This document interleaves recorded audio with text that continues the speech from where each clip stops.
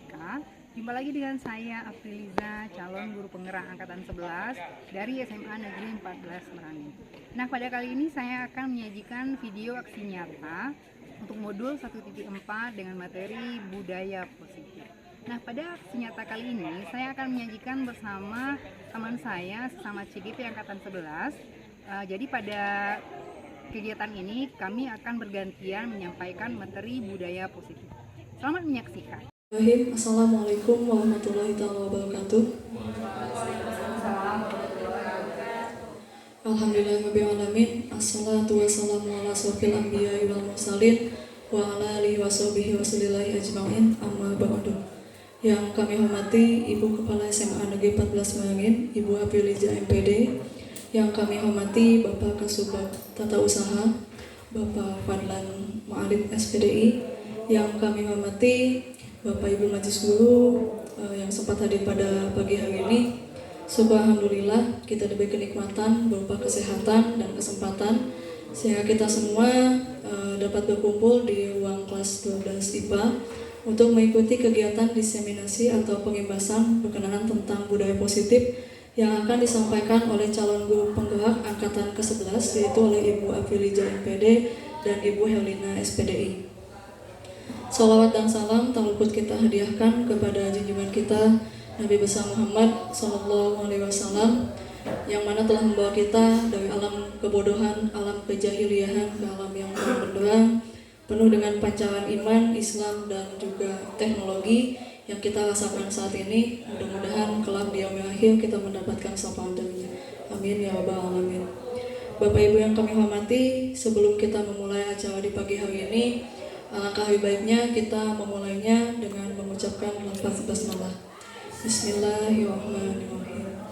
Yang berikutnya yaitu pembacaan doa yang akan dipimpin oleh Bapak Muhammad Takwin SPDI. Kepada Bapak, waktu dan tempat dipersilakan.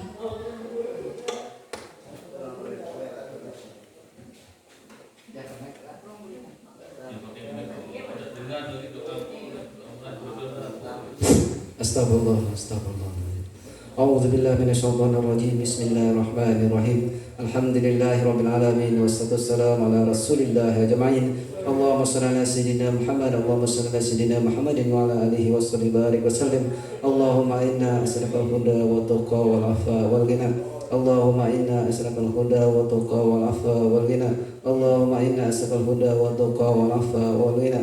Rabbana ighfir lana dzunubana wa walidina warhamhum kama rabbayana shaghira wa lil muslimin muslimat wal mu'minin wal mu'minat bi rahmatika ya arhamar rahimin la haula wala quwwata illa billahil azim.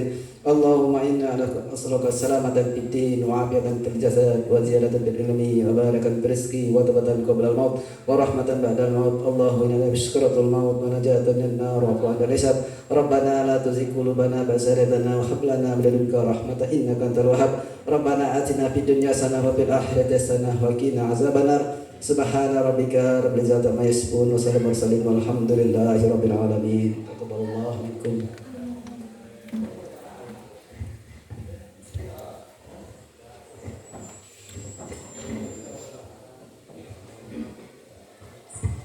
Terima kasih kepada Bapak Muhammad Takwin SPDI yang telah memimpin doa pada pagi hari ini.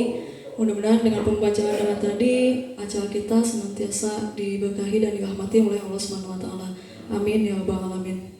Selanjutnya yaitu menyanyikan lagu Indonesia Raya. Kepada Bapak Ibu hadirin dipersilakan berdiri.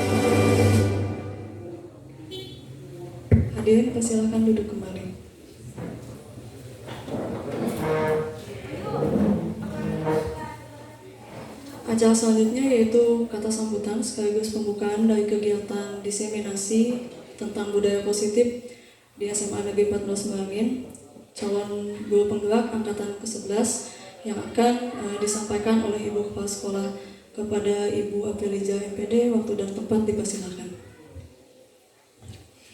Baik, terima kasih. Assalamualaikum warahmatullahi wabarakatuh.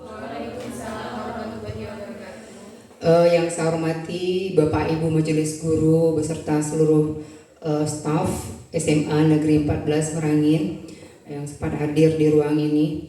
Alhamdulillah berkat rahmat Allah dalam keadaan sehat dan waktu yang terluang kita bisa mengikuti acara diseminasi atau pengimbasan yang bertema budaya positif yang akan disajikan oleh calon guru penggerak yaitu saya sendiri bersama Ibu Herlina SPD. Berikutnya selawat beriring salam marilah selalu kita hadiahkan bagi junjungan kita Nabi besar Muhammad SAW yang berkat beliau kita terbebas dari alam jahiliyah menuju alam yang penuh dengan ilmu, pengetahuan dan kemerdekaan seperti yang kita alami pada saat sekarang ini. Bapak dan Ibu yang saya hormati, sesuai dengan tema pada hari ini untuk CGP kita, yaitu saya sendiri bersama Ibu Lina, pada hari ini masuk kepada tahap aksi nyata modul 1.4, yaitu pengimbasan tema budaya positif.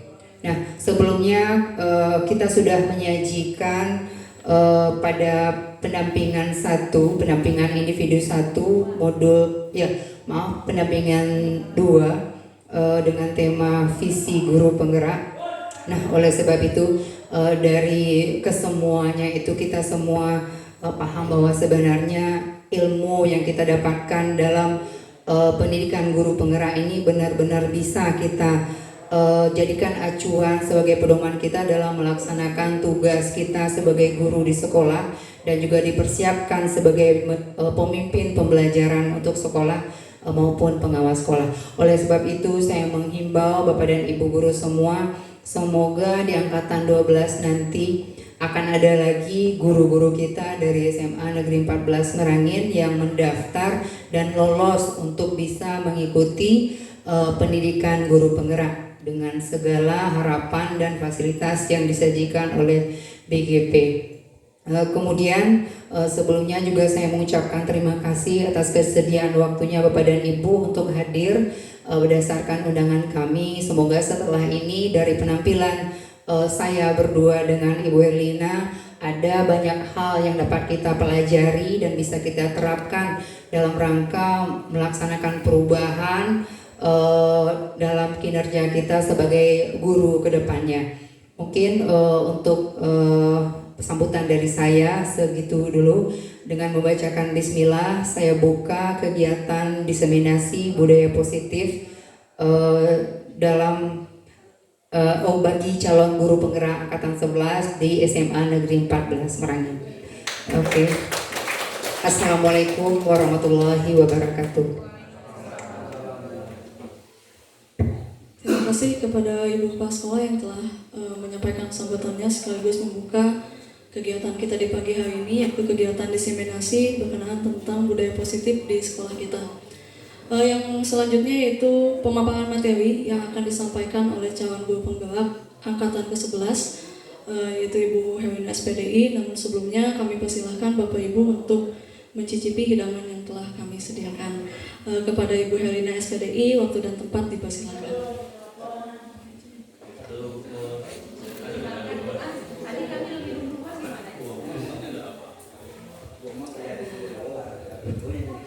Baik, terima kasih.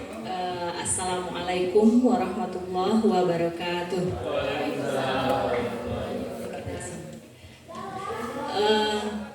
Ya, sambil dinikmati ya Bapak Ibu ya hidangan yang sudah disediakan. Boleh dicicipi Pak Joko, Pak Takwin, Pak Muan, Pak Ali dan Pak Badlan semuanya. boleh silahkan dicicipi.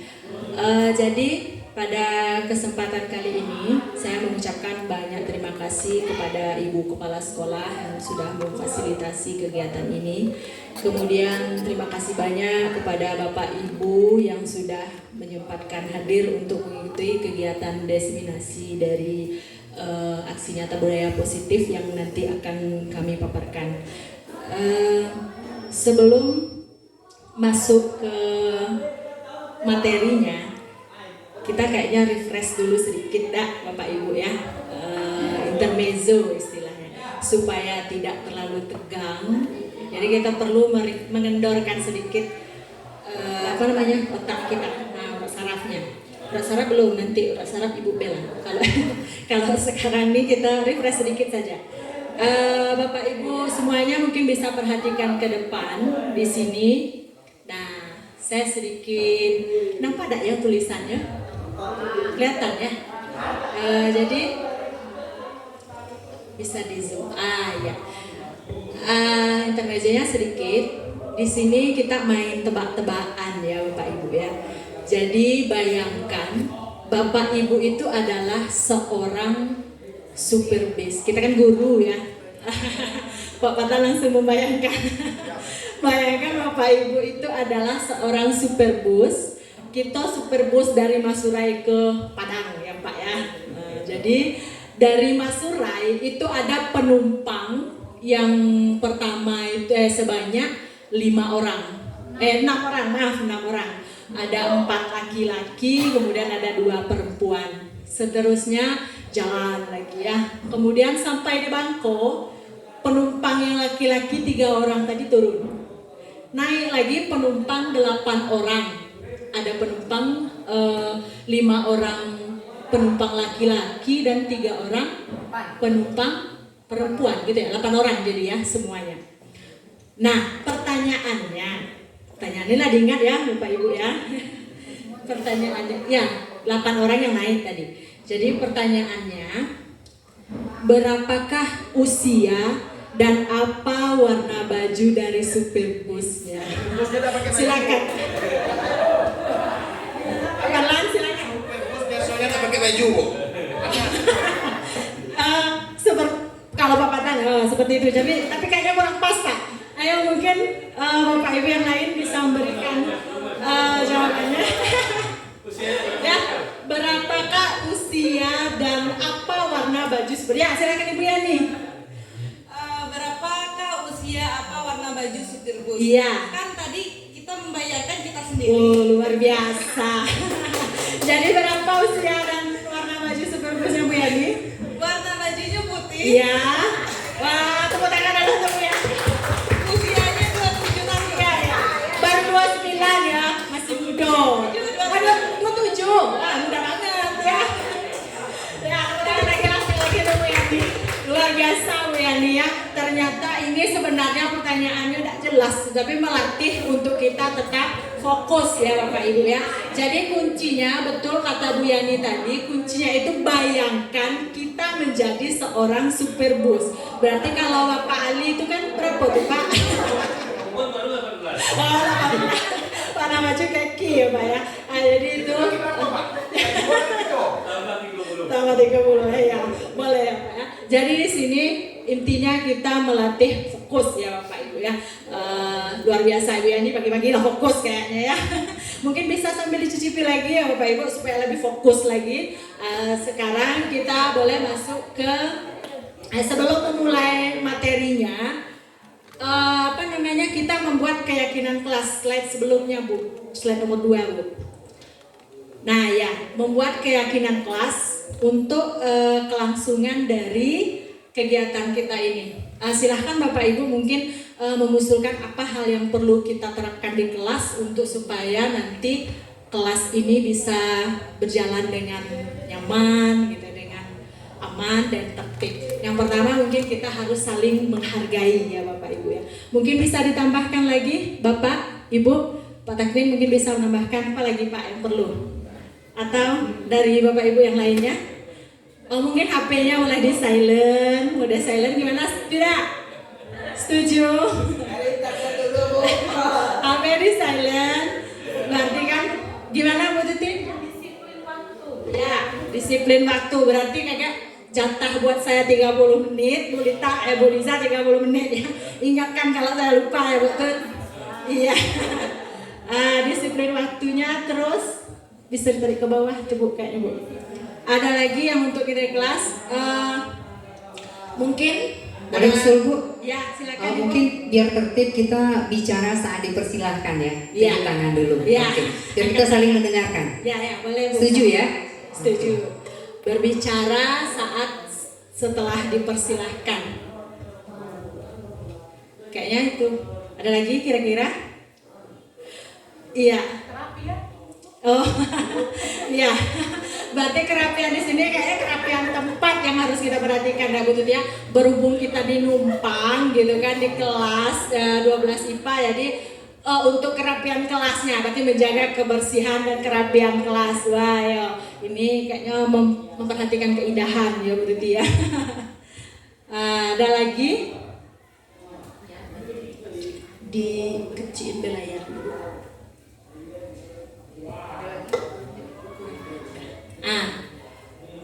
Saling menghargai, HP di silent, kemudian disiplin waktu, bicara setelah dipersilahkan, kebersihan dan kerapian kelas.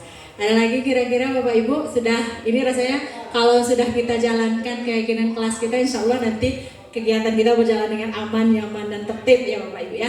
Terima kasih. Mungkin bisa kita lanjutkan ke slide berikutnya Bu. Ya, sesuai dengan judulnya tadi, bahwa di sini saya dan Ibu Apriliza akan memberikan sedikit pengimbasan tentang budaya positif. Nah, sebelum lebih jauh berbicara tentang budaya positif, tentunya kita harus tahu dulu Bapak Ibu ya, apa itu yang dikatakan dengan budaya positif. Seperti yang Bapak Ibu lihat di depan, ini kayaknya bisa dinaikin ke atas Bu, itu tulisannya. Like scrollnya Bu. Atau dikecilin Bu dananya. Enggak.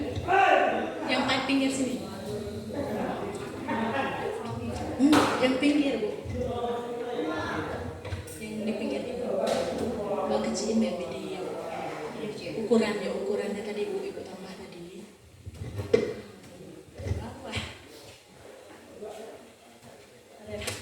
Nah, jadi budaya positif itu adalah nilai-nilai, keyakinan dan kebiasaan-kebiasaan di sekolah yang berpihak.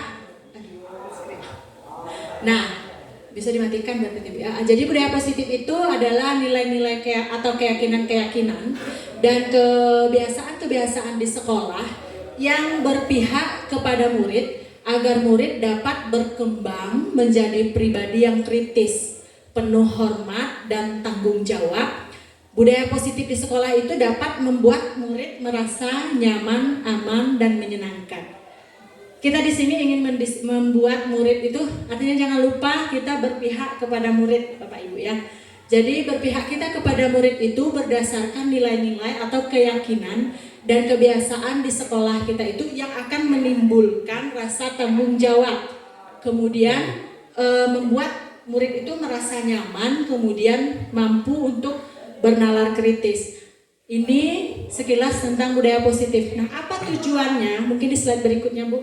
Tujuan dari budaya positif, nah itu adalah membangun budaya positif di sekolah. Itu tujuannya untuk menumbuhkan karakter anak.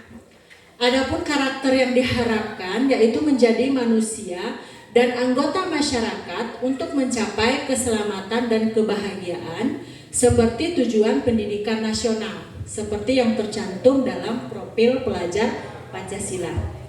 Kita tahu kan profil pelajar Pancasila ada 6 dimensinya ya Bapak Ibu ya. Mungkin yang pertama Bu Rahma? Yang pertama mandiri, kemudian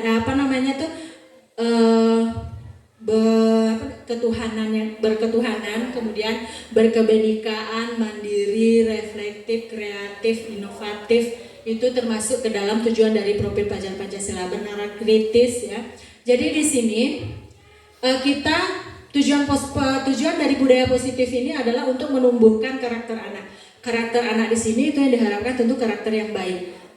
Seperti dari kita tahu ya bahwa pendidikan itu kalau menurut Bapak KHD ya, Bapak Ki Hajar Dewantara, pendidikan itu seorang guru itu membimbing dan menuntun anak itu sesuai dengan kodratnya untuk menebalkan karakter-karakter baik yang ada pada diri anak. Kemudian menyamarkan karakter-karakter yang tidak baik yang ada pada diri anak. Nah, melalui disiplin positif, itu melalui budaya positif, kita sebagai seorang guru itu akan bisa menumbuhkan karakter-karakter baik tersebut. Nah, kemudian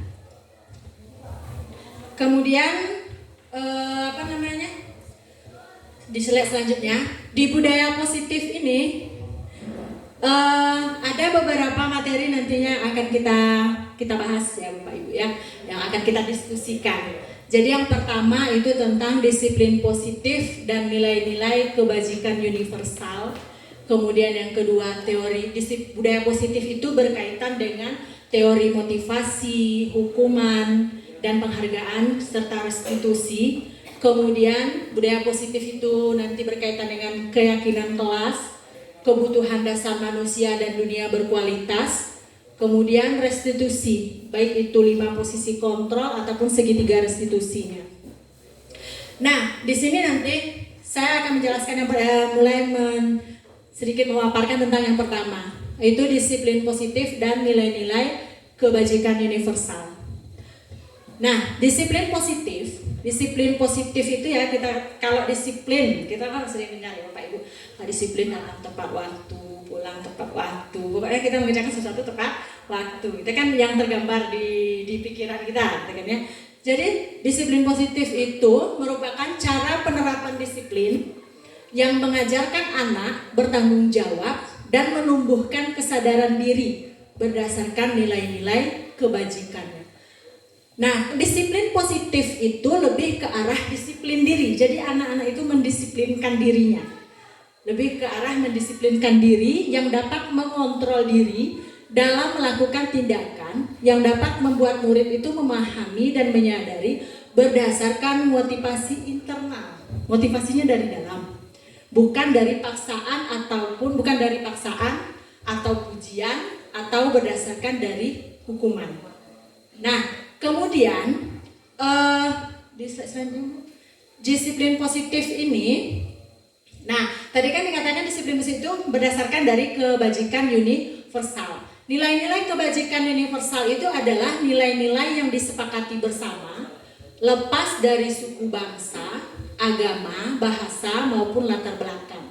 Nah, nilai-nilai kebajikan itu harus menjadi landasan perilaku. Nilai-nilai kebajikan tersebut bisa berupa keadilan, misalnya keselamatan, tanggung jawab, kejujuran, rasa syukur, berpartisipasi, kasih sayang, rajin, komitmen, dan lain-lain. Jadi di sini kita menerapkan disiplin positif pada diri anak dengan memperhatikan nilai-nilai kebajikan ini. Nah, misalnya contohnya kalau yang kejujuran, kita memperhatikan di kelas misalnya mengerjakan ulangan dengan jujur. Berarti kan kita di situ sudah menerapkan kejujuran. Kemudian menerapkan rasa syukur sebelum belajar berdoa, misalnya seperti itu. Kemudian tanggung jawab membuang sampah pada tempatnya. Nah, penerapan disiplin seperti itu dikatakan dengan disiplin positif yang muncul dari itu dilakukan karena kesadaran, bukan karena hukuman. Misalnya gini, kalau di slide selanjutnya Bu, di situ kan ada teori motivasi, hukuman, dan penghargaan dan restitusi. Jadi ketika anak-anak itu melakukan disiplin positif pada dirinya, bukan karena takut akan hukuman, bukan karena dia mengharapkan penghargaan, tapi karena memang itu merupakan tumbuh dari dirinya sendiri, karena dia menghargai dirinya sendiri. Jadi menurut teori motivasi perilaku manusia ada 3 level motivasi pada diri seseorang itu. Level pertama itu adalah motivasi perilaku manusia yang pertama untuk menghindari ketidaknyamanan dan hukuman. Nah, misalnya contohnya, mungkin ada Bapak Ibu yang bisa kasih contoh, Pak Takwin, atau Mita, atau gini, ketika mengajar, Kan kita sering ngasih PR ke anak, enggak Bapak Ibu ya, ngasih tugas gitu kan ya. Nah, apa motivasi anak tuh mengerjakan tugas? Kira-kira menurut Bapak Ibu? Kira-kira apa Bu Musrifah? Motivasi anak tadi mengerjakan tugas. Kebanyakan ya kalau saya rasa itu karena ingin mendapatkan nilai. Karena ingin mendapatkan nilai, artinya di situ dia mengerjakannya itu karena untuk mendapatkan menghindari hukuman. Berarti di sini untuk mendapatkan penghargaan, maksud yang kedua. Menghindari hukuman. Nanti kalau tidak tidak mengerjakan PR, nanti disuruh dapat konsekuensi gitu kan ya. Berarti dia melakukan itu karena untuk menghindari hukuman. Datang ke sekolah pagi-pagi supaya tidak terlambat, supaya tidak disuruh mengut sampah. Berarti motivasinya itu masih untuk rasa nyaman dan menghindari hukuman. Itu masih motivasi level terendah ya Bapak Ibu ya. Kemudian di level menengahnya itu adalah untuk mendapatkan imbalan atau penghargaan dari orang lainnya karena ingin mendapat pujian. Misalnya pagi-pagi ke sekolah ya Pak Win, Bu Lina rajin, karena ingin mendapat pujian dari Ibu Kepsek ya. Berarti itu kan motivasinya masih bersifat eksternal, masih dari luar diri.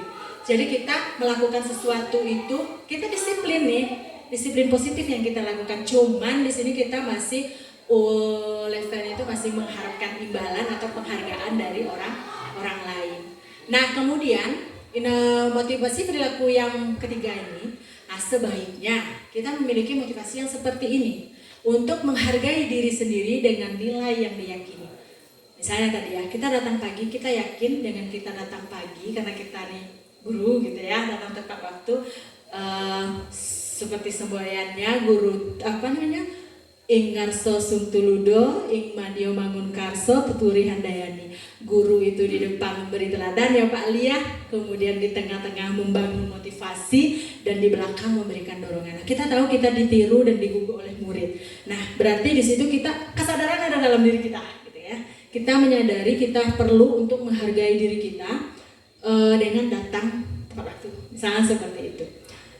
Jadi untuk memberikan motivasi, kalau kita lihat dari teorinya di sini ya, sebaiknya kita menghindari hukuman dan pemberian penghargaan yang berlebih.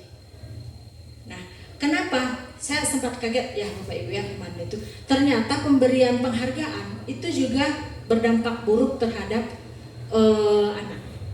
Karena tadi kita diharapkan bisa membangun disiplin positif itu dengan berpihak kepada murid. Nah, di sini berarti sebaiknya kita menghindari pemberian hukuman, kemudian dan penghargaan yang berlebihan.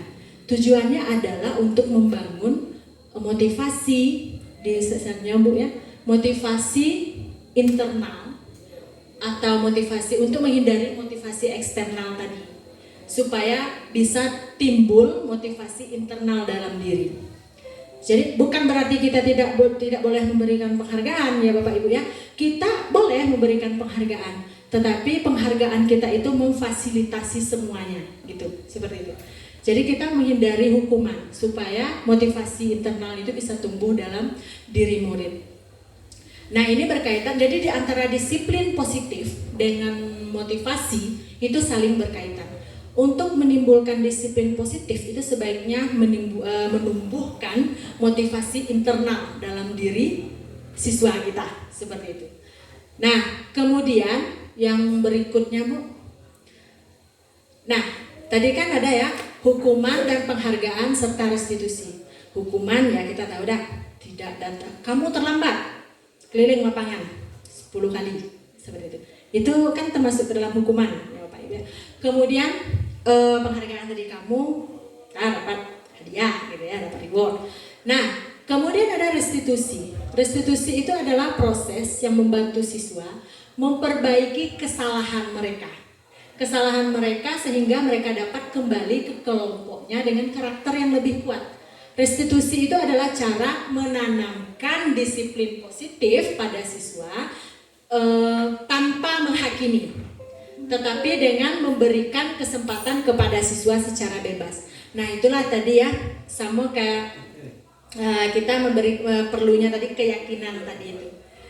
Saya pernah mengusulkan di grup itu kan untuk Bapak Ibu wali kelas membuat keyakinan kelasnya. Tujuannya kan supaya anak-anak itu lebih disiplin. Seperti ketika mereka tidak sempat datang ke sekolah, mungkin bisa menuliskan surat gitu kan, seperti itu. Nah, itu kan berkaitan dengan disiplin. Nah, disiplin administrasinya, kemudian disiplin kedatangannya ke sekolah. Nah, dari situ kita membimbing anak itu tidak menghakimi, tapi memberikan kesempatan kepada siswa mereka. Jadi restitusi ini adalah berdasarkan kesepakatan bersama ya Bapak Ibu ya, bukan karena perintah. Jadi restitusi itu terjadi akibat dari kesepakatan antara guru dan murid. Nah, jadi ada imbasnya. Kalau misalnya peraturan beda lagi ya Pak ya Bu ya. Jadi dia ditetapkan dari atas. Kalau restitusi ini dari bawah.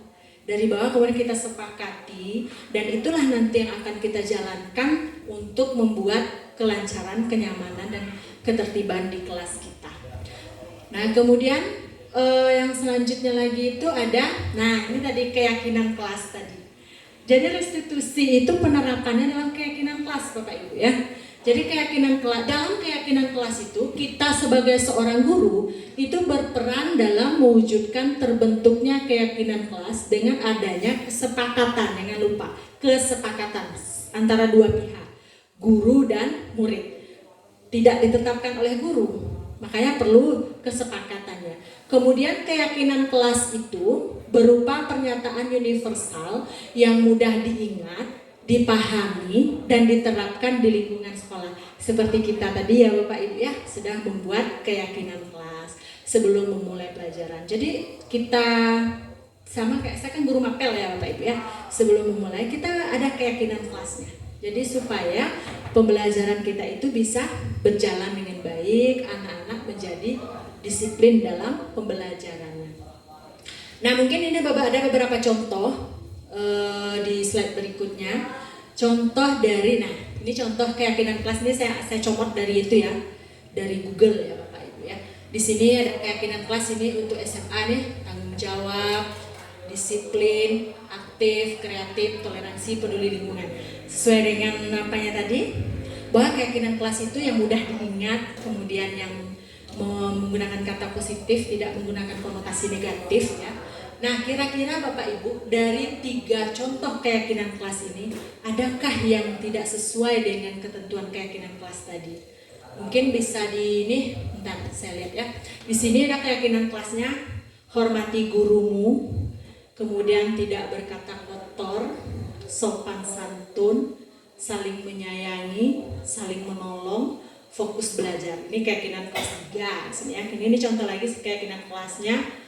Toleransi, menghormati perbedaan pendapat, menghargai dengan mengucapkan terima kasih, kemudian integritas, mengakui kesalahan dan berupaya memperbaiki, empati, kemudian rasa hormat.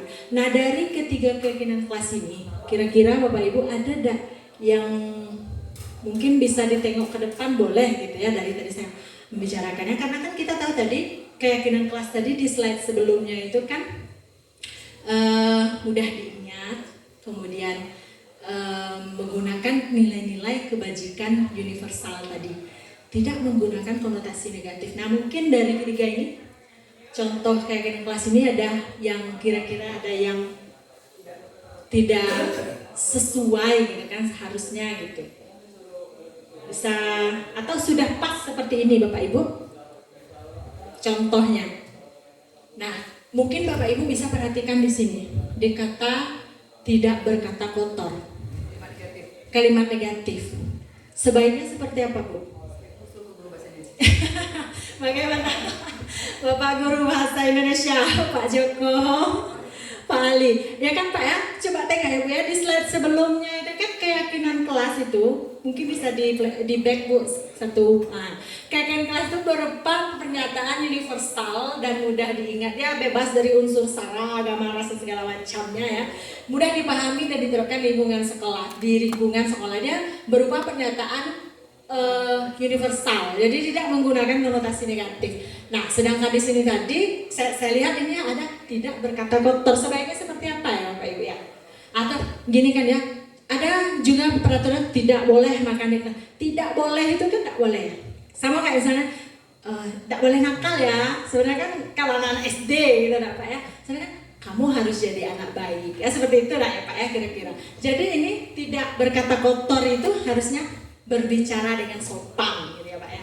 Jadi ini kita pada saat membuat keyakinan kelas itu menghindari kata-kata yang berkonotasi negatif seperti itu. Jadi itu menjadi motivasi dorongan untuk anak-anak kita.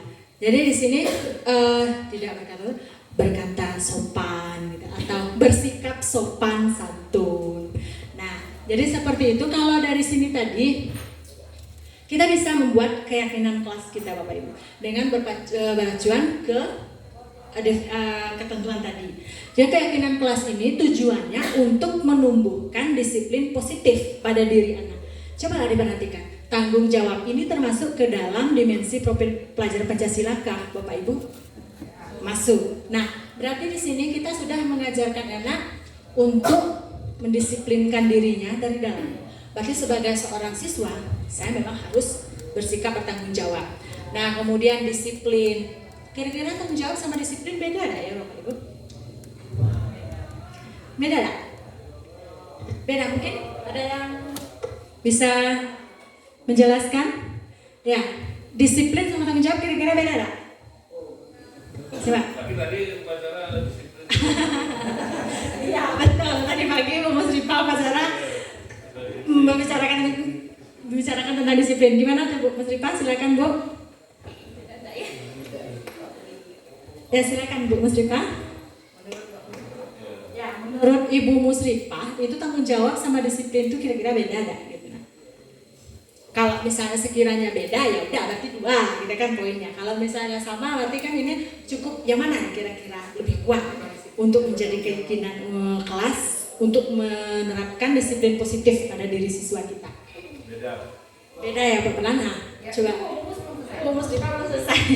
Silakan Bu Musrifah. Berbeda. Ya. Bedanya gimana tuh? Mungkin bisa dijelaskan. Kalau tanggung jawab, mungkin kasih contohnya gitu kan ya, tanggung jawab. Kalau tanggung jawab, contohnya kalau di kelas itu piket. Ya. Kalau disiplin. Kalau disiplin itu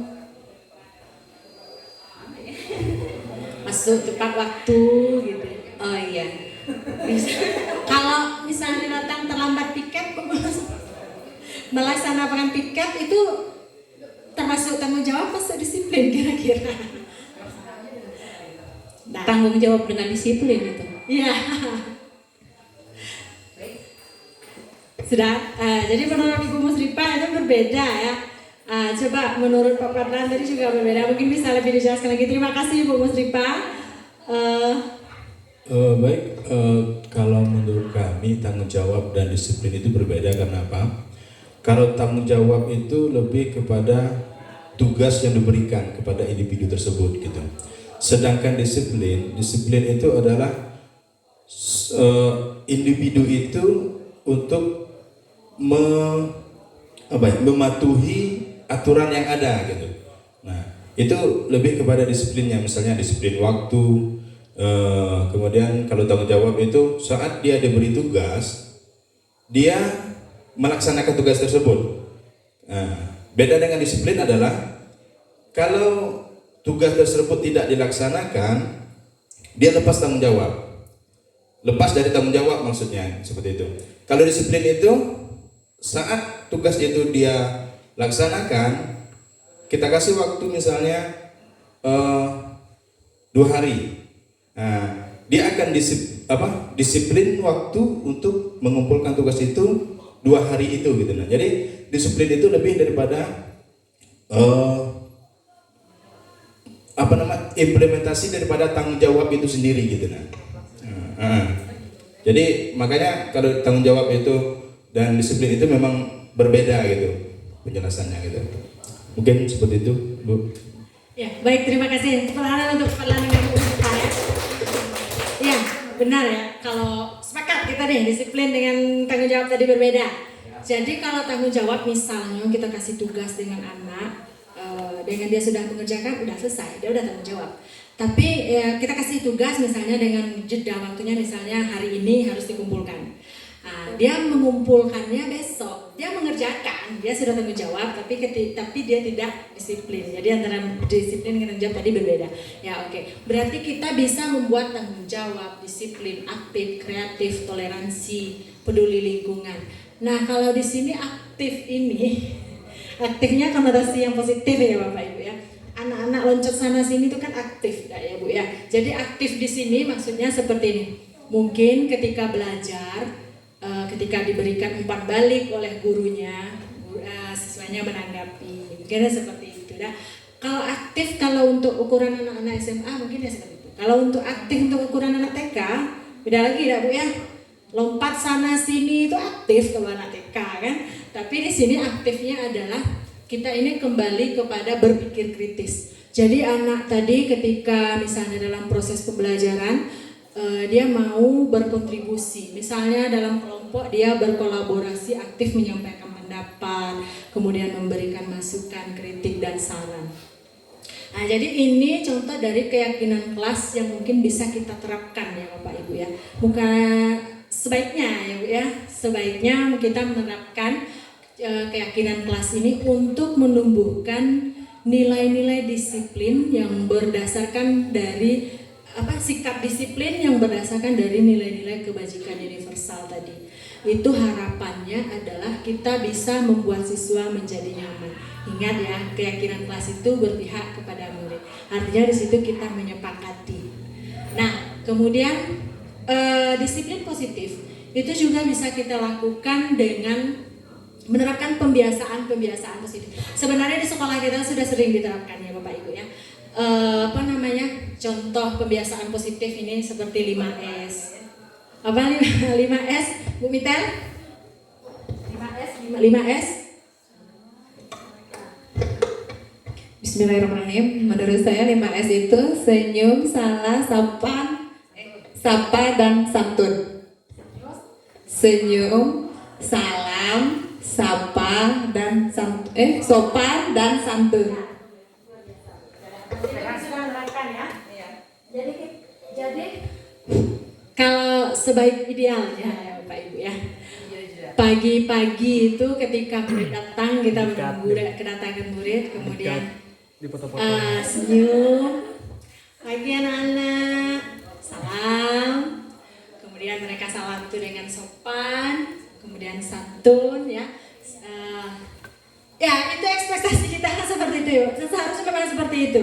Jadi sekalian mengusulkan nih Bu Epsek untuk penerapan 5S di sekolah kita. Mungkin bisa ditambah dengan posternya Pak Ben Bos untuk dipajang gitu kan ya, 5S. Sapa, salam, senyum, sapa, salam, sopan, santun. Kayaknya kalau seperti itu damai nih sekolah kita ya Bapak Ibu ya.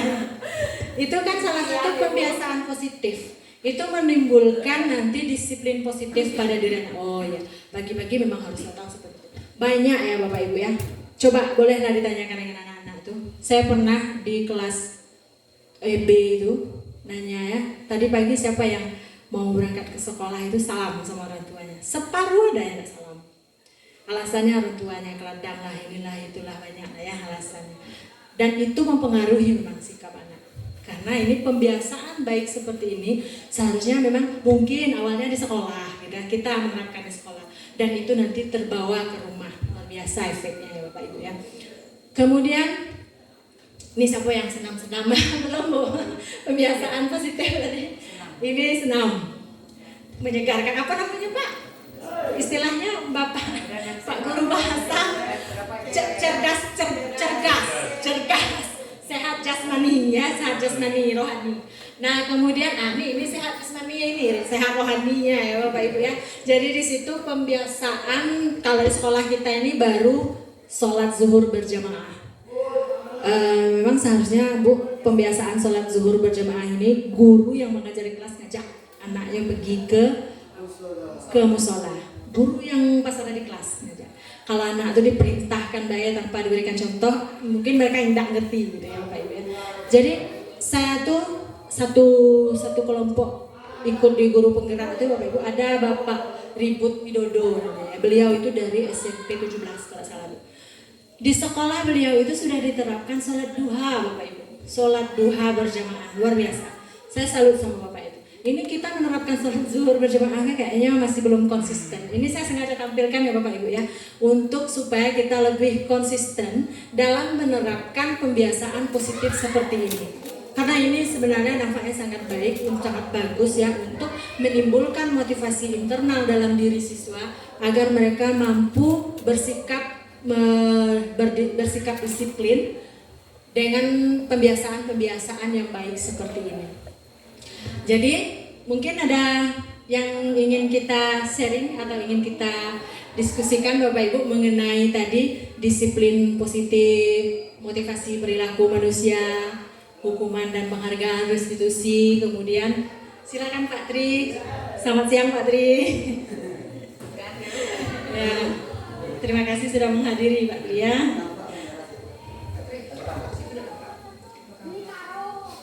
Ya di sini juga bisa. Sini Pak. Ah, ya. Ya silakan.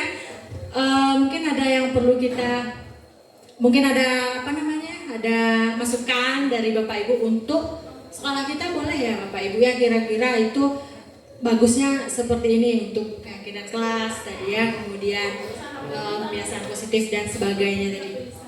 Silakan Bapak Ibu, mungkin ada yang ingin memberikan saran. Ya. Silakan Pak Badlan. Baik, terima kasih. Assalamualaikum warahmatullahi wabarakatuh. Mungkin ini lebih kepada tadi Ibu bilang tadi kan syarat untuk sekolah kita lah, itu kan ibaratnya. Ibu tadi mengambil sebuah contoh sekolah SMP berapa tadi Bu? SMP 17 Pak. Nah, SMP 17. SMP 17 itu sudah melaksanakan sholat duha berjamaah, kemudian sedangkan kita sholat zuhur aja belum konsisten gitu nah. Mungkin lebih kepada bukan belum konsisten gitu ya. Karena kita untuk jadwal sholat zuhur itu mungkin karena tergantung guru di kelas, sehingga untuk mengkoordinir anak itu susah gitu nah. Dan kendala yang kedua itu lebih kepada musola kita itu kecil gitu. Sehingga kalau sholat berjamaahnya itu bergantian, di sanalah letak tidak efisiennya. Nah, tapi kalau kita sholat jamaahnya itu memang sekaligus semuanya, insya Allah itu konsisten. Ini pengalaman kami gitu kan. Kami waktu itu di SMA Negeri 6 Muara Jambi itu memang waktu sholat zuhur itu memang dibebaskan dari jam belajar semua kelasnya, gitu. Walaupun sholatnya tidak bisa serempak barengan semua kelas, karena kami waktu itu 18 kelas gitu kan. 18 kelas itu walaupun tidak bisa semuanya serempak, cuman memang jam sholat zuhur itu memang dipatok jam sholat zuhur gitu. Nah, tidak ada proses di sana itu belajar mengajar di jam sholat zuhur. Sehingga apa? Sehingga nanti yang ini keluar, ini masuk, ini keluar, ini masuk gitu nah. Sedangkan kalau kita ini sholat zuhur, ini belajar. Sehingga yang di dalam ini pun nanti tidak tahu kalau kawan di luarnya udah sholat selesai. Kelas ini udah selesai, kelas ini belum tahu gitu nah. Kalau memang mau kita jadwalkan sholat zuhur itu, misalnya sholat zuhur itu jam ke berapa tuh? Jam keempat sebelum pulang. Nah, misalnya jam ke-7 8 itu kita kosongkan atau gitu nah. Atau memang kalau tidak kita kosongkan, kita kalau untuk berjenjang boleh juga, tapi memang kembali kepada yang tadi, disiplin. Nah, disiplinnya di mana? Pertama, kita selesaikan kelas 10 dulu semuanya. Nah, selesaikan 10 kelas 10 semuanya, selesai, baru kita keluarkan kelas 11. Nah, kelas 11 selesai, baru kita keluarkan kelas 12. Kalau memang mau disiplin gitu nah. Tapi ya itu tadi, tergantung kita mau tidak bertanggung jawab. Kembali ke poin nomor satunya. Tanggung jawabnya di mana? Tanggung jawabnya pertama ya kepada guru piket, Yang kedua, mungkin kalau memang masih dihitung 7-8 itu jam pelajaran, ya tanggung jawab daripada guru pengajar di dalam gitu. Nah, tapi kalau guru dan guru piketnya entahlah, serahlah, ya sudah, wallahu alam, tidak akan pernah bisa terjadi gitu. Cuma sebatas angan-angan saja kita bisanya gitu. Nah, mungkin seperti itu, Bu. Mungkin terima kasih. Assalamualaikum warahmatullahi wabarakatuh. Ya, baik. Terima kasih Pak Padlan. Mungkin bisa kasih aplaus untuk Pak Padlan ya untuk masukannya. Luar biasa. Jadi memang seharusnya itulah ada balik-balik lagi ke disiplin tadi ya Pak ya. Jadi kita harusnya disiplin itu dari internal kita, dari dalam diri kita. Tujuannya tadi apa? Untuk membangun karakter anak. Karakter yang mana? Karakter yang berketuhanan yang Maha Esa tadi. Jadi yang dan berakhlak mulia.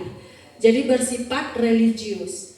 Kalau memang seperti itu sebenarnya bisa lah ya kayaknya kita karena kalau di dalam pendidikan guru penggerak itu Pak, kami diajarkan untuk melakukan sesuatu itu dengan pendekatan inquiry apresiatif ya Bu ya, dengan tahapan bagja. Bagja di situ kita menggali potensi yang ada pada diri kita, posisi positif. Kita tidak mengeluhkan sarana prasarana apa. Memang betul kita cuma punya musola itu gitu kan. Kan kita triknya ada seperti yang Bapak sampaikan tadi. Kelas 10 dulu misalnya 15 menit. Mulai jam 1 berarti nanti kelas 10 15 menit. Pokoknya tahunya 15 menit. Satu itu udah harus masuk lagi. Kemudian 1:15 atau 20 menit gitu ya. 20 menit saya rasa itu bisa. Yang penting itu ada dorongan dari dalam diri kita. Itulah perlunya motivasi internal tadi ya Bapak Ibu ya. Kita membutuhkan motivasi internal. Kita tidak mengharapkan pujian, kita tidak mengharapkan imbalan, kita tidak takut akan hukuman, tapi kita melakukannya atas dasar menghargai diri kita sendiri untuk bisa berbuat baik. Nah, seperti itu kira-kira Bapak Ibu ya. Mungkin ada lagi masukan yang lain dari Bapak Ibu yang bisa kita terapkan di sekolah kita untuk disiplin positifnya. Sebenarnya sangat banyak ya Bapak Ibu ya. Ini kan tadi contoh sebagian kecil. Mungkin untuk selanjutnya ya Pak Padlan ya bisa kita terapkan. Ini kebetulan tadi bisa minta bantuan dari wakil kesiswaan, kemudian dari pembina pramuka ya. Dari dari guru bidang studi yang ada di kelas. Itu untuk keterlaksanaan semua itu memang kita dibutuhkan kolaborasi. Kita membutuhkan kerjasama yang baik antara kita, dan itu nanti akan barulah kita bisa mewujudkan seperti yang kemarin kita sampaikan di waktu pendampingan individu ya, visi dari guru penggerak. Nah, kita sudah sepakat itu semua dibutuhkan kolaborasi dalam penerapannya. Saya rasa ini saja Bu. Terima kasih banyak Bapak Ibu untuk waktunya atas penyampaian saya tadi. Kemudian mohon maaf jika terdapat kesalahan. Untuk materi yang selanjutnya tadi 3 poin terakhir akan disampaikan atau dilanjutkan oleh Ibu Apriliza. Kepada Ibu Apriliza dipersilakan. Mungkin sebelum mulai mungkin bisa ice breaking dulu ya Bu, biar tidak teging-teging otaknya. Baik Bapak Ibu, mungkin tidak perlu mukadimah lagi ya, karena tadi sudah, dan saya melanjutkan yang dari Bu Herlina dulu.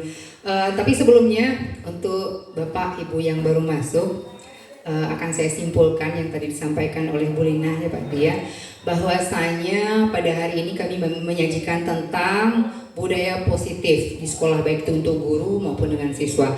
Ada nilai-nilai kebajikan tadi yang disampaikan oleh Bu Herlina. Banyak sekali nilai-nilai yang perlu kita tanamkan dalam diri kita, dan kita harapkan siswa kita menerapkannya yang sudah dirangkum dalam profil pelajar Pancasila ya Bu Lin ya, seperti berketuhanan, berkebinekaan, kreatif, mandiri, reflektif, dan bernalar kritis juga seperti itu. Dan kita harapkan anak-anak kita menerapkan ini, dan kita juga dengan menggunakan motivasi dari diri. Emang disiplin positif dari diri kita, bukan karena takut dihukum, bukan karena pengen nilai bagus, bukan karena menghindari konsekuensi dari konflik yang dilakukannya, tapi benar-benar karena dirinya. Itulah dia disiplin positif. Yang dibagi Bu Lina tadi menjadi motivasi intrinsik yang dari dalam diri dan motivasi dari luar. Minta nilai, takut dihukum, pengen dipuji, itu dia. Nah, jadi dari situ kita berharap nilai budaya positif tadi, penerapan nilai-nilai tadi kita laksanakan karena benar-benar keinginan dari kita untuk menerapkan disiplin positif. Nah, itulah tadi Pak Tria yang sudah disampaikan oleh Bu Lina.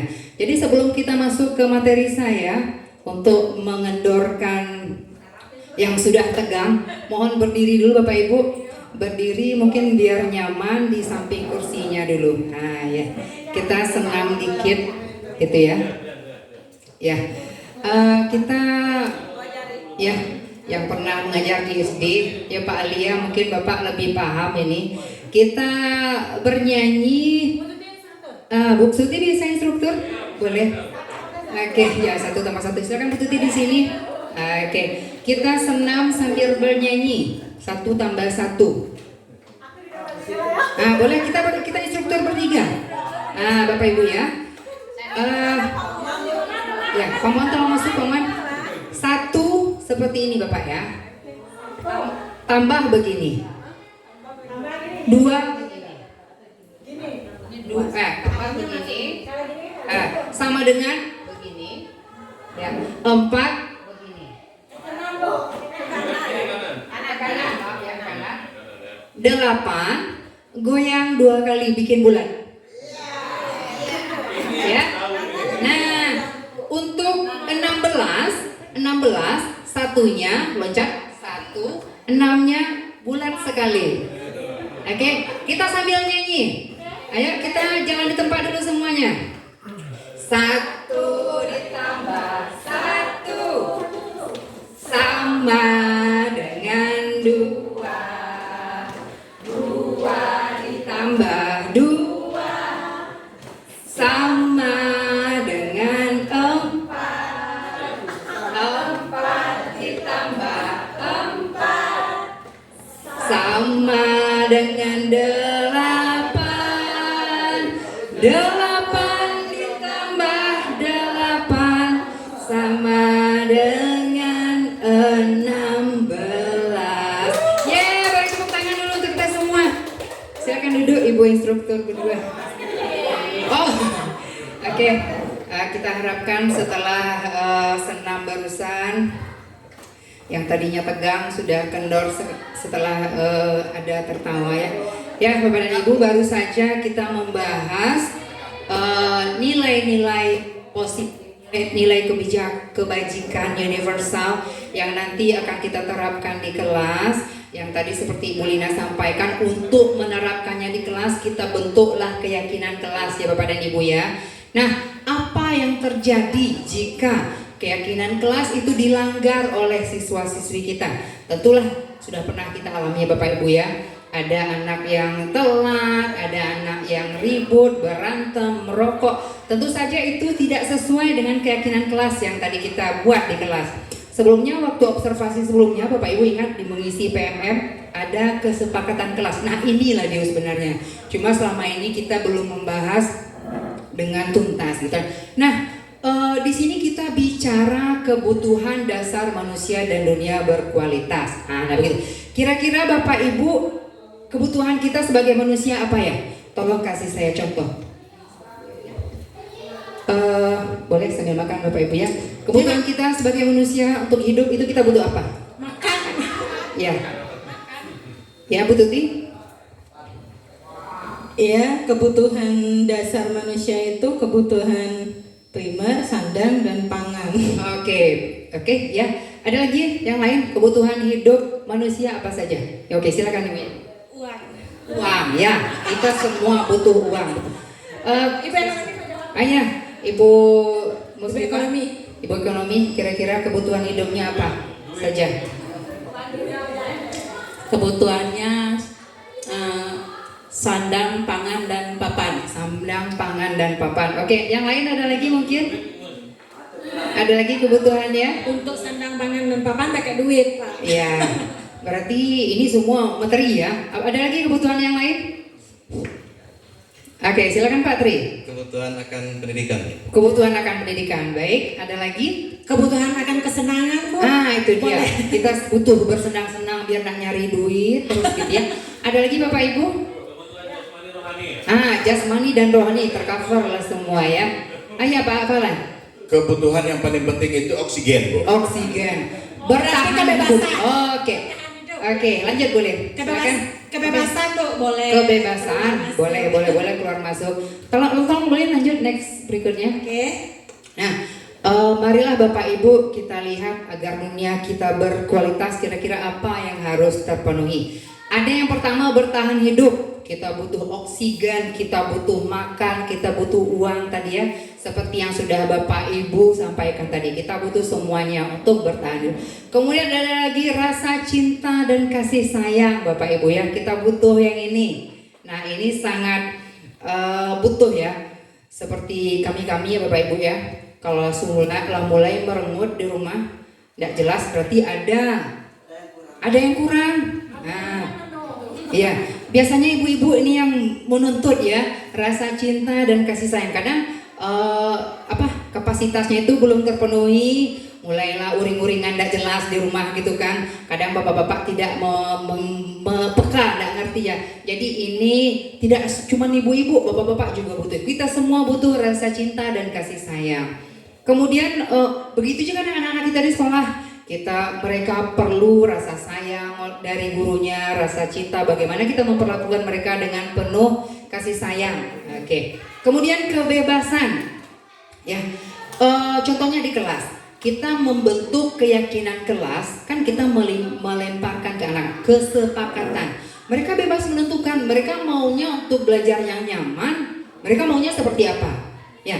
Kemudian untuk memilih cat kelasnya, untuk menentukan model pembelajarannya, karena memang kita harus melayani anak kita sesuai dengan kebutuhan belajarnya. Jadi mereka memiliki kebebasan. Semua manusia butuh. Kemudian kesenangan ya Bapak Ibu ya. Kalau di jam-jam terakhir janganlah kita ngotot menyampaikan materi dengan gaya sesuai aturan di RPP lah Bapak Ibu ya. Anak kita butuh kesenangan. Kita kendorkan urat-urat saraf yang sudah mulai tegang dari pagi. Mungkin kasih mereka ice breaking, kasih mereka keluar sebentar, atau kasih mereka belajar di luar. Yang penting fun gitu ya. Begitu juga dengan kita. Kalau kerja terus tanpa ada kesenangan, nggak ada liburnya, tak terpenuhi lah kebutuhan dasar kita sebagai manusia ya. Kemudian penguasaan, power gitu ya. Mereka juga kalau mereka tidak menyukai sesuatu, mereka punya kuasa untuk tidak menyukainya. Kita tidak bisa memaksakan. Itu dia minat dan bakat anak-anak ya. Dia sukanya seperti ini. Kita memaksakan begini. Contoh tadi metode pembelajaran. Kita harus mengajar anak menggunakan metode sesuai kebutuhan mereka. Contohnya apa boleh? Gaya belajar visual, kinestetik, auditori. Anak kinestetik contohnya, anak yang masak, yang sering dibilang anak nakal, ternyata mereka itu kebutuhannya tidak terpenuhi ya Pak Win ya. Dia masak orangnya, dia pengen bergerak segala macam. Kita langsung duduk, masuk kelas, langsung mulai materi. Karena kebutuhannya tadi tidak terpenuhi, dia jadi uring-uringan, ganggu kawannya. Tapi coba kita penuhi dulu kebutuhannya. Suruh dia ngapus papan, suruh dia ke kantor ngambil apa, sapu dulu, terpenuhi kebutuhannya, tenang dia nanti, baru kita ngajar. Nah itu contohnya. Jadi penguasaan. Jadi Bapak dan Ibu, ternyata untuk mendapatkan dunia yang berkualitas itu ada orang-orang yang sangat kita sayangi, ada hal-hal yang menarik. Ternyata untuk mendapatkan itu harus terpenuhi dulu kebutuhan kita yang ini. Kebutuhan bertahan hidup, kita bahagia, kita tercukupi semuanya, tapi jangan permintaannya jangan tidak sesuai kemampuan ya.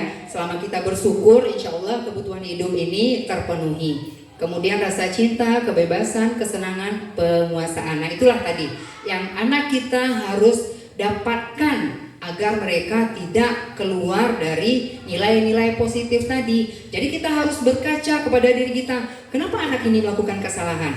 Apa kebutuhannya yang tidak terpenuhi? Seperti tadi ya Bapak Ibu ya. Contohnya anak kinestetik tadi, kita tidak memenuhi kebutuhannya untuk berkegiatan dulu. Lasak-lasak dulu kan. Sementara kita langsung menyuruh mereka belajar. Jadi mereka uring-uringan, belajarnya tidak bagus. Kemudian Atau rasa cinta dan kasih sayang tadi, mungkin dia di rumah kurang perhatian, kita tidak tanpa menanyakan apa-apa dulu backgroundnya kenapa dia melakukan kesalahan, kita langsung menjudge anak ini nakal. Ya, mereka belum mendapatkan haknya atau kebutuhannya sebagai manusia untuk mendapatkan rasa kasih sayang. Oke, next Bu Lina. Nah, Bapak dan Ibu, untuk dinamika yang terjadi pada siswa-siswi kita tadi, kira-kira posisi kontrol kita di mana? Nah, di sini ada 5 posisi kontrol kita sebagai guru dalam menghadapi konflik yang terjadi pada anak kita ya Bapak Ibu ya.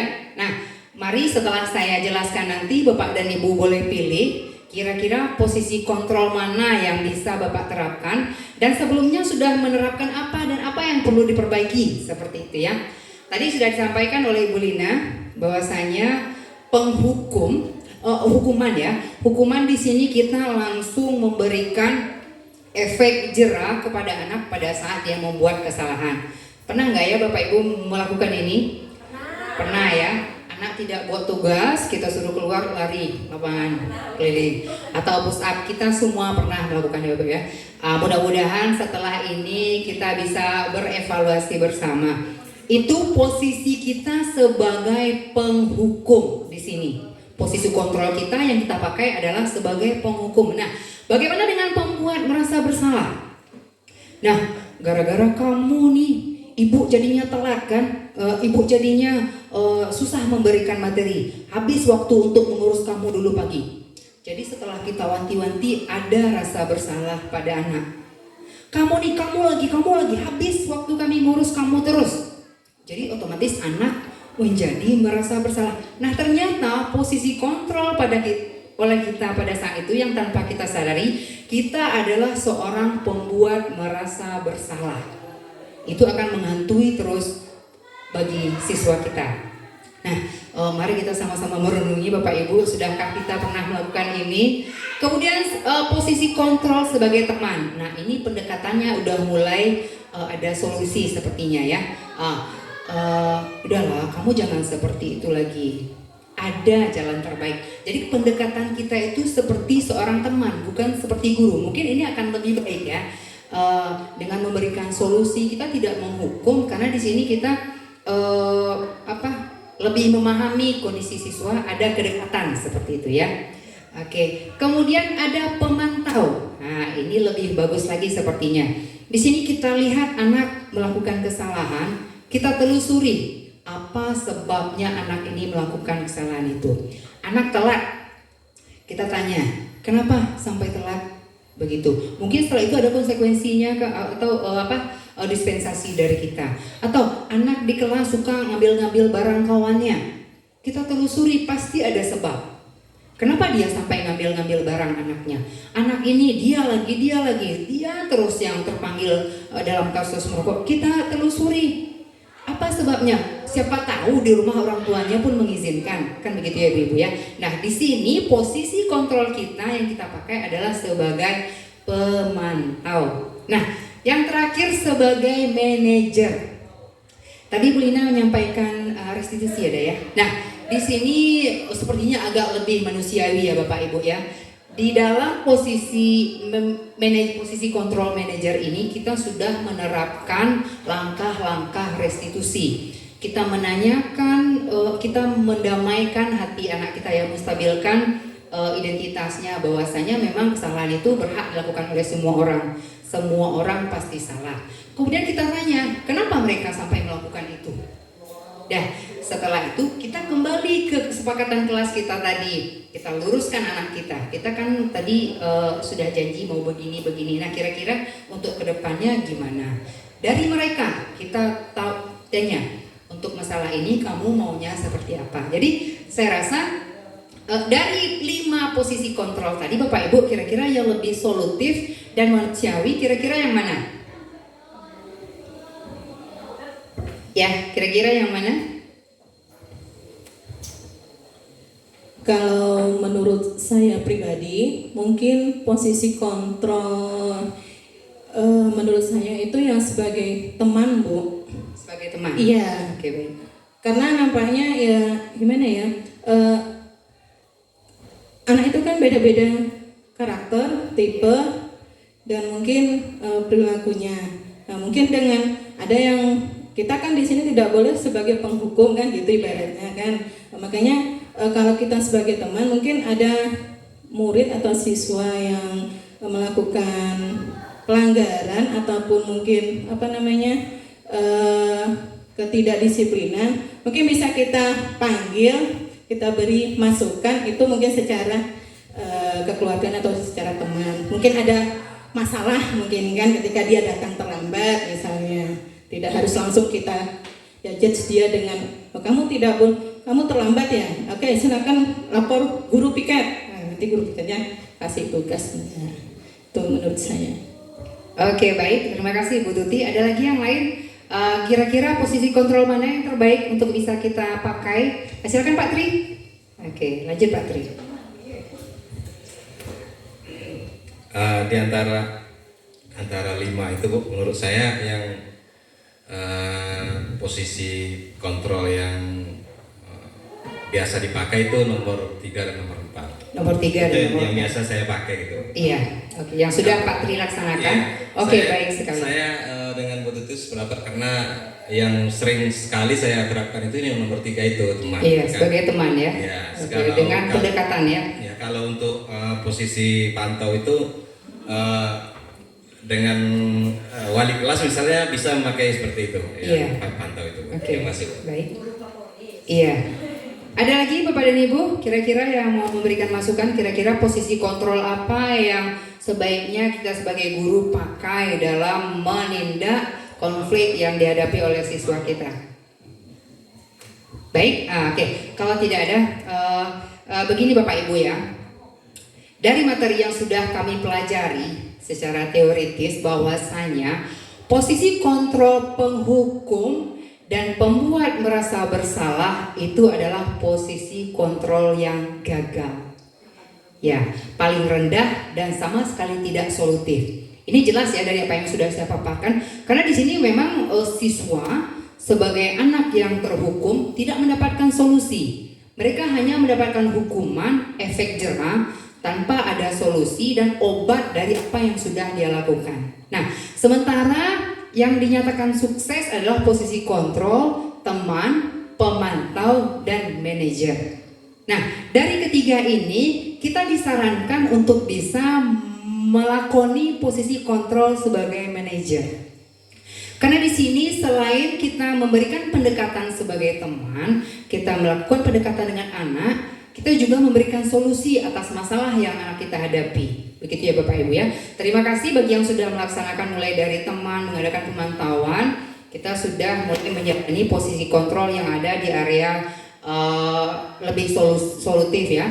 Nah, mari kita lihat untuk langkah segitiga restitusi yang akan dijalani oleh guru yang melakoni posisi kontrol sebagai manajer. Nah, inilah langkah-langkahnya, yaitu dengan melaksanakan kegiatan segitiga restitusi. Nah, ada 3 langkah dalam kita menangani konflik anak dalam proses segitiga restitusi ini.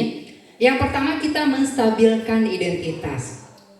Pada saat anak melakukan kesalahan, kita tenangkan mereka dulu. Kita kasih tahu, seperti yang saya sampaikan tadi, semua orang berhak salah. Semua orang pasti melakukan kesalahan, manusia tempatnya salah dan hilaf. Jadi di situ anak kita akan tenang. Mereka tidak akan terbebani dengan kesalahannya. Jadi setelah kita menstabilkan emosi, baru kita memvalidasi tindakan yang salah. Kita validasi, itu yang dilakukan oleh pemantau tadi. Kita tanyakan apa penyebab mereka melakukan itu. Kenapa dia telat? Kenapa dia mengambil barang kawannya? Kenapa dia tidak bawa PR? Kenapa dia tidak masuk kelas di jam Bapak? Gitu.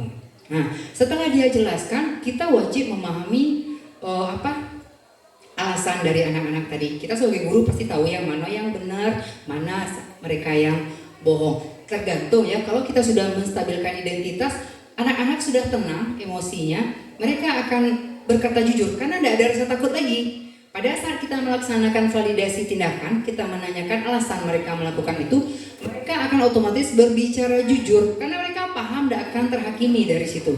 Kita sudah menenangkan mereka dulu. Nah, setelah kita mendapatkan alasan-alasan kenapa mereka melakukan itu. Kemudian kita menanyakan keyakinan kelas. Nah, kita kan sudah mengadakan keyakinan kelas, sementara mereka melakukan mereka melanggar ya. Nah, baru kita ingatkan lagi mereka mengenai keyakinan kelas yang sudah kita sepakati bersama. Nah, atas tindakan mereka melanggar tadi kita tanya maunya seperti apa untuk kita tetap berada di koridor keyakinan kelas yang sudah kita sepakati.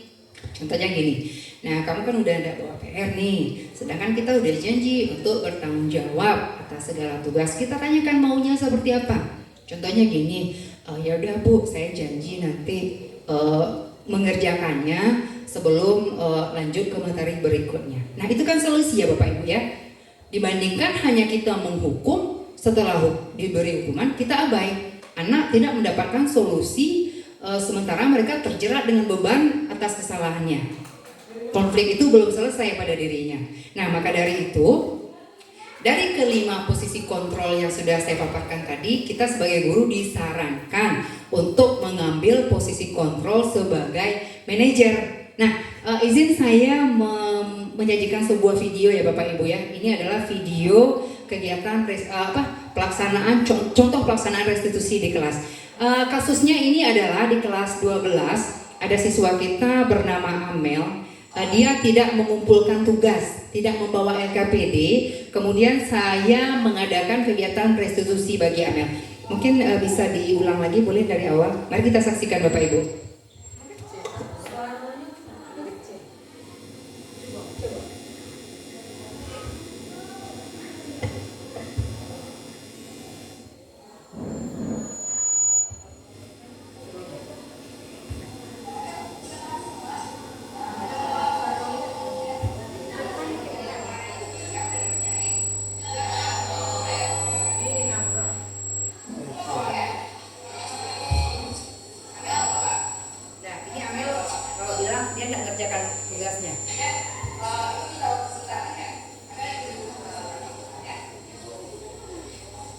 Nah, jadi saya sampaikan ke Amel, ke kawan-kawannya di kelas, sebelum kita lanjut ke materi berikutnya, Amel ikut ibu ke kelas dulu, ke kantor dulu ya.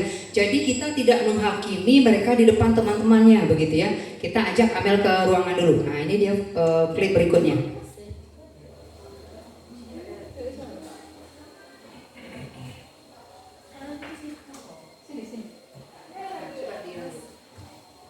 Nah, proses restitusi di sini.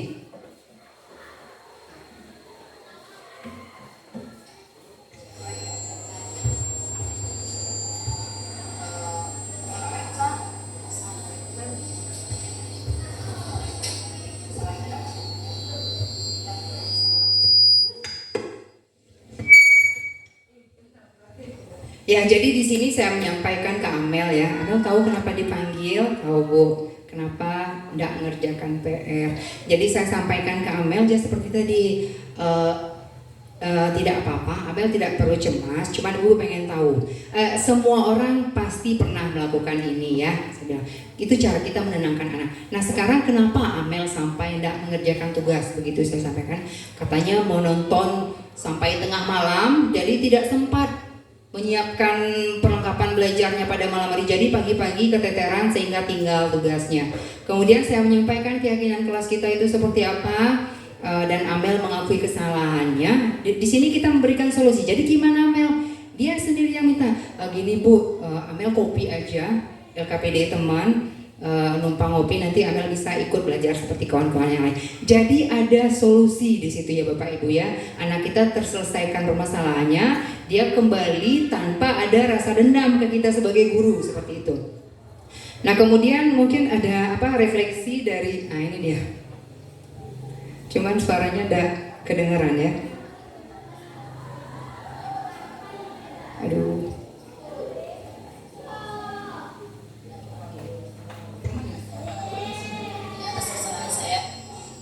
Assalamualaikum warahmatullahi wabarakatuh. Nama saya Kamalia Putri, biasa dipanggil Amel. Saya dari kelas 12 IPA SMA Negeri 14 kan. Saya baru saja mendapatkan tindakan restitusi dari Ibu Liza atas kesalahan saya yang tidak berbalas. Di sini saya merasa begitu terbebani atas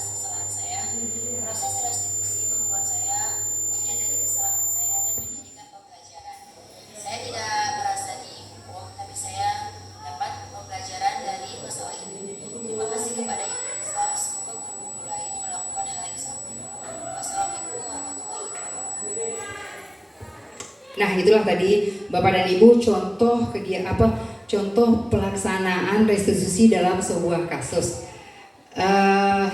Berikut tadi refleksi dari anak kita setelah mendapatkan penanganan restitusi. Mungkin sampai di sini dulu dari saya. Kita lanjut diskusi ya Bapak dan Ibu mengenai materi yang saya sampaikan tadi. Kalau ada pertanyaan dan saran saya persilahkan. Ayo Ibu Yani, ada pertanyaan mengenai restitusi, posisi kontrol, kebutuhan manusia.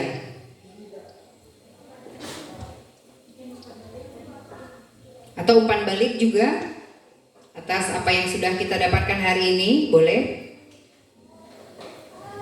Baik, terima kasih atas kesempatannya.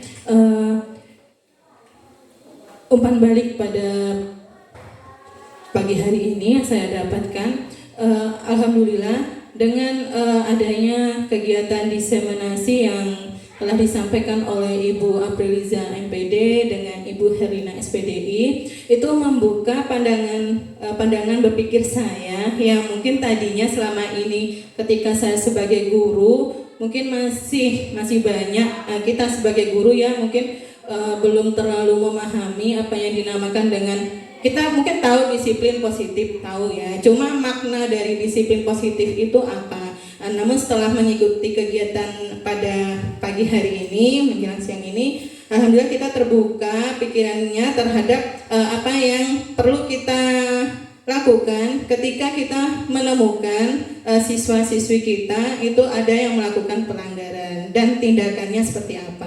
Jadi terima kasih, cukup seperti itu yang bisa saya sampaikan. Terima kasih. Oke, baik, terima kasih Ibu Tuti ya. Ini sama seperti kami dengan Ibu Lina ya. Sebelum kita mempelajari ini, mungkin mindset kita dalam menghadapi anak yang sedang berkonflik mungkin sangat jauh dari tepat gitu ya. Ternyata setelah kita pelajari ini ada hal yang lebih manusiawi dalam melayani anak ya, dengan memberikan pendekatan yang lebih ada solusi ketimbang sekedar memberikan hukuman semata. Berikutnya ada lagi Bapak dan Ibu pertanyaan atau masukan, silakan Pak Lah. Baik, terima kasih kesempatannya. Jadi seperti ini berarti selama ini mindset kita itu ada sedikit kesalahan gitu Bu. Seperti ini, kalau dilihat dari tadi itu kan ada sebagai penghukum, pembuat merasa bersalah, teman, kemudian pemantau dan manajer. Jadi selama ini dan saya juga gitu kan waktu masih di Muara Jambi kemarin kesalahan juga sepertinya seperti itu gitu kan. Di mana-mana itu kita selalu melemparkan setiap ada ketemu anak bermasalah selalu kita lemparkan ke wali kelas dan ke guru BK. Selama ini seperti itu. Tapi setelah kita baca seperti ini, posisi kontrol itu sepertinya memang harus kepada diri kita selesai di diri kita dulu gitu bukan kita lemparkan ke wali kelas dan guru BK. Nah, selama ini kan seperti itu.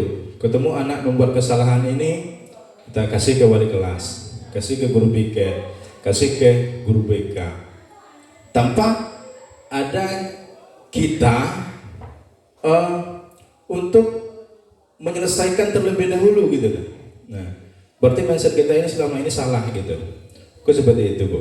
Ya. Jadi cuman itu mungkin masukan dari saya itu. Terima kasih Bu. Ya, terima kasih Pak Warlan ya. Benar. Karena memang dalam penerapan nilai-nilai positif, penerapan budaya positif ini memang mulai dari diri kita dulu. Benar-benar karena kita ingin menerapkan disiplin positif baru dia jadi. Bukan karena kita hanya ingin memenuhi kewajiban kita sebagai guru datang ke sekolah, bukan hanya karena ingin menghindari konsekuensi dari pelanggaran, bukan karena kita ingin mendapatkan reward. Benar-benar kita ingin mendisiplinkan diri kita. Kita mulai dari diri kita dulu, baru kita menerapkan ini ke siswa kita. Bagaimana siswa kita bisa menerapkan disiplin positif tanpa mengharapkan embel-embel atau menghindari kesalahan, mendapatkan nilai, takut dengan konsekuensinya begitu. Jadi itulah tadi ya, semuanya mulai dari diri kita. Begitu juga dengan penanganan konflik siswa, mulai dari kita yang menghadapi siswa yang berkonflik. Jangan langsung menggeser ke wali kelas, karena contohnya seperti yang Amel tadi, dia bermasalah di kelas saya begitu ya, ya saya yang menyelesaikannya. Mungkin kita akan berurusan dengan wali kelas pada saat masalah yang sudah berat ya Bolin ya, itu baru tindakan restitusi mungkin perlu ada penyesuaian seperti itu ya. Tapi kalau kita masih berhadapan dengan masalah yang seperti itu, kita selesaikan dengan menempatkan diri kita pada posisi kontrol sebagai manajer.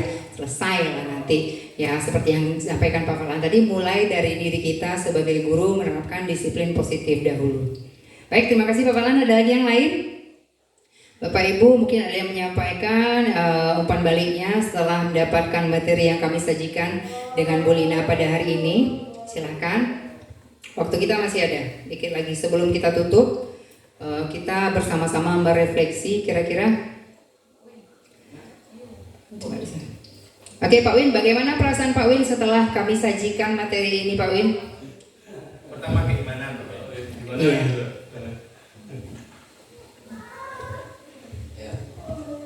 Terima kasih Bu. Yang Ibu sampaikan pada hari ini merasakan bagi kami pribadi ada manfaatnya, ya kan? Namun ada yang saya tanyakan Bu, mungkin kami kurang paham.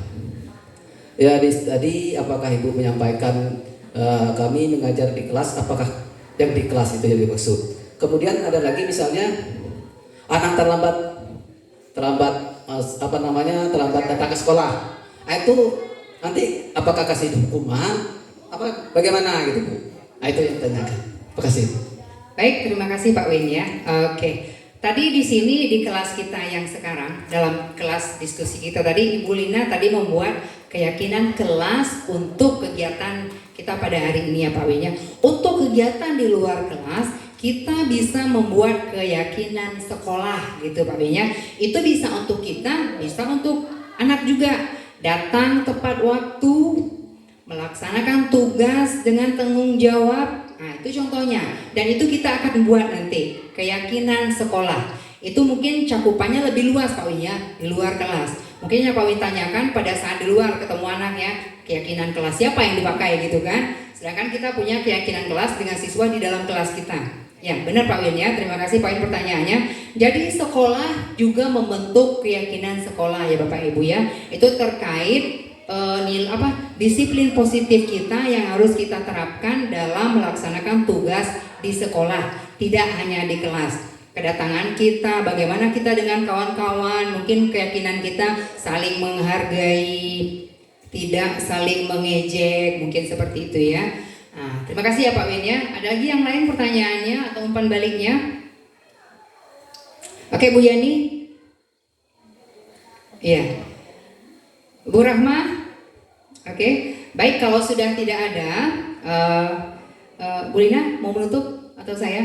Oke, baik Bapak dan Ibu, itulah tadi penampilan pengimbasan dari kami berdua dengan Ibu Erlina mengenai budaya positif di sekolah. Besar harapan kami apa yang sudah kami sajikan di sini bermanfaat bagi kita semua dan memandu Bapak dan Ibu dalam mengoreksi apa yang sudah terjadi selama ini, apa yang sudah dijalani selama ini. Mungkin ada yang perlu dievaluasi. Mudah-mudahan materi hari ini bisa memberikan pencerahan bagi kita dalam rangka evaluasi tadi. Dan dari kami berdua jika ada kata-kata yang salah kami mohon maaf, dan saya sudahi. Assalamualaikum warahmatullahi wabarakatuh.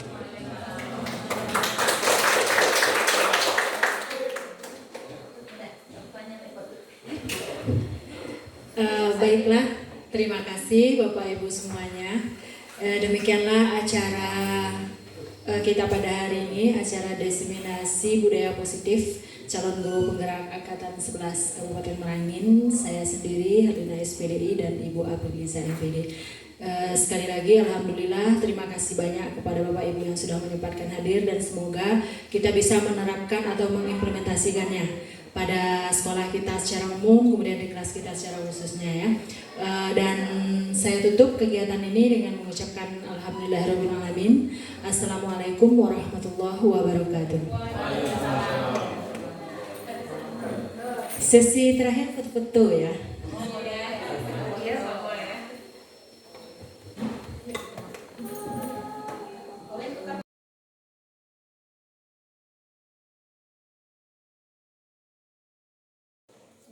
Udah paham semua? Udah. Ayo, lembar LKPD yang kemarin Ibu bagikan udah dikerjain? Udah. Ayo, keluarkan semuanya. Semua bawa ya? Amel udah bawa? Amel udah bawa? Enggak, Bu. Oke. Yaudah, Ibu minta waktu sebentar ya. Amel ikut Ibu ke kantor rumah ya? Iya, Bu. Misi, Bu. Iya, silakan. Silakan. Amel udah tahu kenapa Ibu panggil? Kenapa? Kira-kira? Kesalahan Amel nggak bawa tugas LKPD. LKPD-nya atau bawa. Itu sering lah. Dengan guru lain sering juga nggak bawa? Apa dengan Ibu aja? Baru dengan Ibu. Baru kali ini. Ibu tidak akan langsung menyalahkan kamu ya. Manusia kan semuanya pasti sakit. Ya, kamu berhak bersalah karena dari kesalahan itu kita bakal belajar gitu ya. Tapi jangan diulangi gitu ya.